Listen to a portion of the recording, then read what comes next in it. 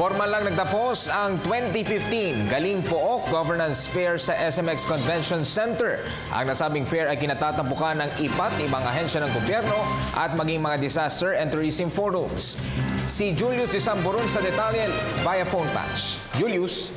Ralph, sa mga oras na ito ay katatapos-tapos lamang nitong awarding ceremony ng Galing Pook Governance Fair dito sa SMX Convention Center na kung saan nilahukan ng iba't ibang ahensya ng gobyerno at mga pamahalaang lungsod o mga pamahalaang palalawigan sa ating bansa.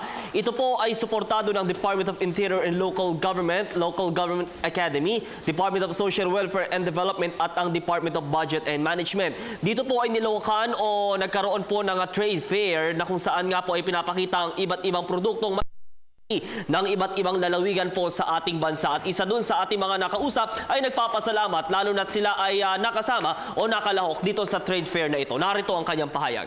Nagkaroon kami ng pagkakataon na maipakilala yung produkto namin at sa pamamagitan natutulungan namin yung aming komunidad na nag-produce o gumagawa ng suman at iba pang mga produkto namin gawa like yung infantagay which is alak na gawa, lambanog na gawa sa sasa na punong-puno at mayroon sa aming bayan. So, sa mga susunod ng fair, possible sumali pa rin? Opo, possible po na positive po na sasali pa kami.